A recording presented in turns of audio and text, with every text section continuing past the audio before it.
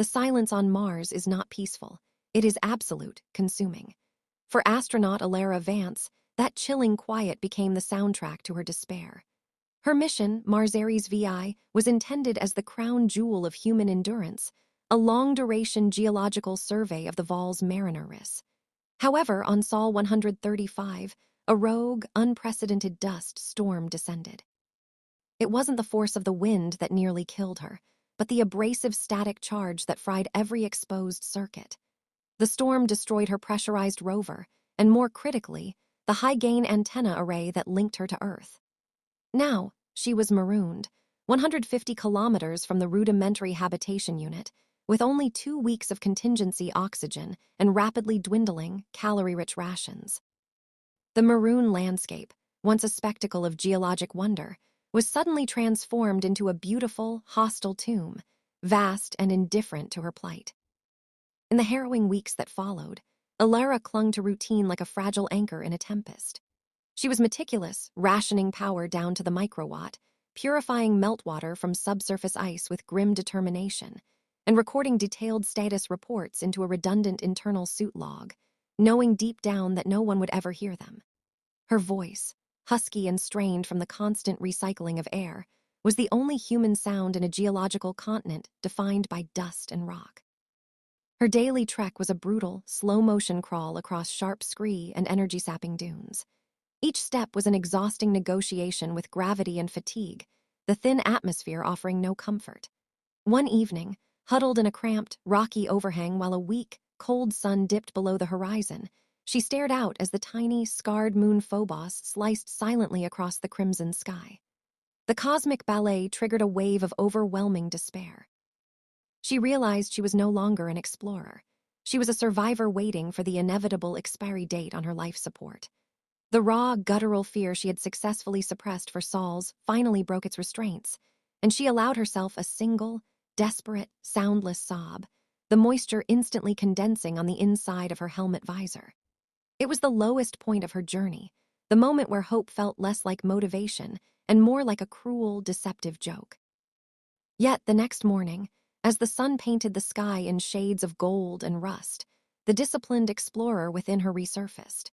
She retrieved her battered map, drew a deliberate line toward the distant Hab, and started walking again, driven only by the resolute knowledge that giving up now would be a profound waste of every sacrifice made by every soul who had believed in this mission.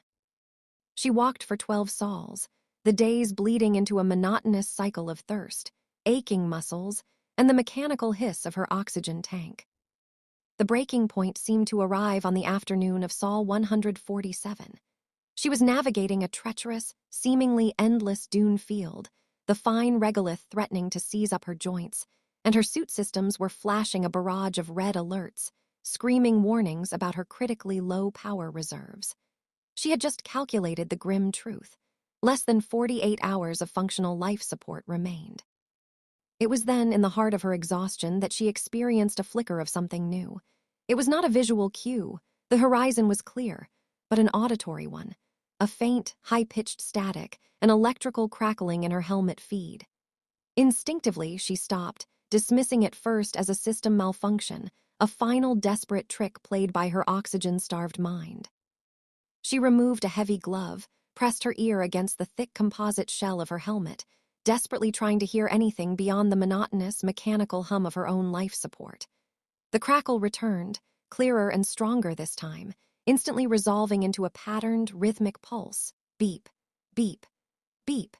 It was a low-power, wideband telemetry signal, an emergency beacon, weak and distant but undeniably unmistakable. She wasn't hallucinating. Someone, against all odds, was looking for her, and they were close enough to punch a signal through the ionosphere. The signal's very presence, the pure, cold logic of its pattern, reignited the dormant pilot within her.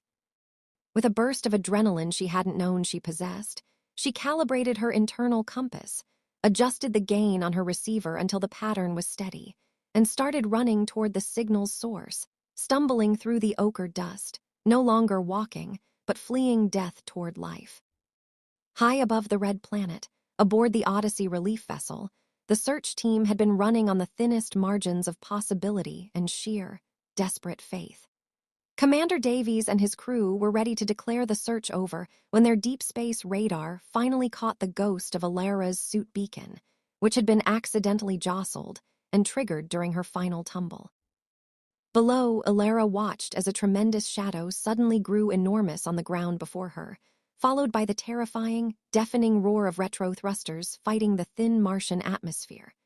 A specialized landing craft, sleek and silver against the relentless red, settled with an audible thud just 100 meters away. The inner hatch hissed open, deploying the ramp. The sight of another human being in a clean, pristine white suit, utterly untainted by the maroon dust that coated every millimeter of her own, was an emotional overload. She barely registered staggering the last few steps, propelled by sheer will, before the relief pilot, Commander Davies, stepped forward and gently caught her as her knees buckled. Back on Earth, the images of the impromptu rescue were broadcast globally. The two figures embracing on the vast, silent red dust, the silent transmission carrying the simple, powerful message of a human spirit refusing to be broken by the cosmos. Alara's eventual return was more than just the successful end of a rescue operation. It was the genesis of a new story. She had not only survived the isolation of Mars, she had brought back the ultimate, undeniable proof that the human spirit, when pushed to its absolute, crushing limit, is the greatest, most enduring beacon of all.